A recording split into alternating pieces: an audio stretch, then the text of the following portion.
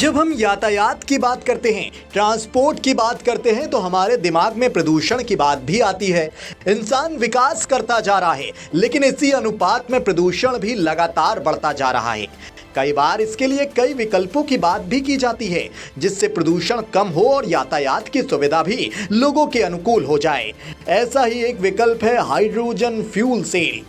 भारत में जल्द ही हाइड्रोजन बस की शुरुआत हो रही है, इसलिए इसकी चर्चा भी खूब हो रही है। ऐसी बसों में इलेक्ट्रिसिटी जनरेट करने के लिए हाइड्रोजन और हवा का इस्तेमाल किया जाता है।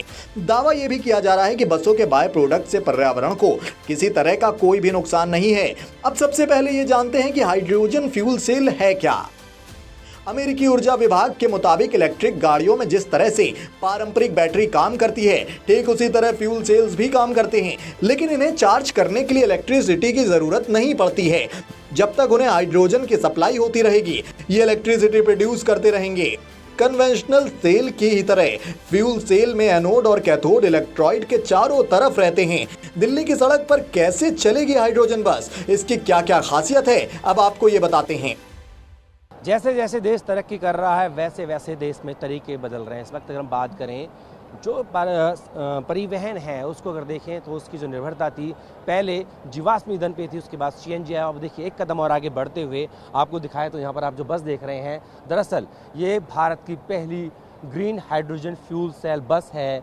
यानी कि अगर देखा जाए तो इस बस का जो ईंधन है वो पानी से बनता है। पानी से को इलेक्ट्रीफाइड करते हैं, उसके बाद उसमें ऑक्सीजन और हाइड्रोजन को अलग करते हैं, और उसके बाद जो हाइड्रोजन होती है उसे 350 बार पर स्टोर किया जाता है। आपको बता दें जो बस है सामान्य बस की तरह ही दिखती है, लेकिन बड़ा फर्क यही है कि ये जो बस है ये हाइड्रोजन, ग्रीन हाइड्रोजन जो है उससे चलाई जाती है।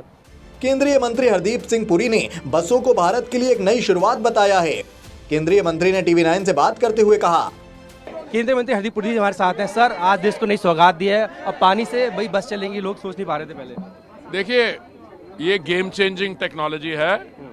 ये प्रधानमंत्री जी ने ऑलरेडी अनाउंस कर दिया था 15 अगस्त 2021 को। इसको हम मिशन मोड में करेंगे और ये मिशन मोड में काम हो रहा है।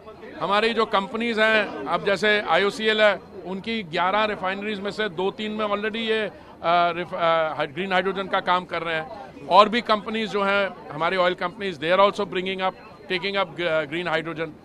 और देखिए, अब कॉस्ट ऑफ पावर में तो मेरे को कोई डाउट नहीं है। आप कैप्टिव प्लांट लगाएं, वैसे कॉस्ट ऑफ पावर हाइड्रोजन बनाने के लिए कम करें, but the success will come because यहाँ पे देयर इज डिमांड, प्रोडक्शन भी होगी और कंजम्पशन भी होगी, क्योंकि green hydrogen does not lend itself for transportation. Green ammonia कर सके। Thank you. फिलहाल 2 बसों को चलाया गया है, लेकिन आगे हाइड्रोजन बसों को लेकर सरकार क्रांतिकारी फैसला भी कर सकती है। ये एक तरह से भारत में पहला कदम होगा। माना जा रहा है कि 80 के दशक के बाद हाइड्रोजन बसों के लिए कोशिशें तेज हो गई थी। 1998 में शिकागो और वैंकूवर ने हाइड्रोजन ईंधन सेल का उपयोग कर परीक्षण शुरू किया था। भले ही इसकी शुरुआत पश्चिम से हुई हो, लेकिन आज चीन का इस फील्ड में दबदबा है। एक आंकड़े की माने तो 2020 तक 5000 से ज्यादा हाइड्रोजन बसें उपयोग में थीं। इनमें से लगभग 94% अकेले चीन में चल रही हैं। भारत ने इस दिशा में शुरुआत कर दी है, जो कि भारत की आबादी के लिहाज से भी काफी फायदेमंद होगी।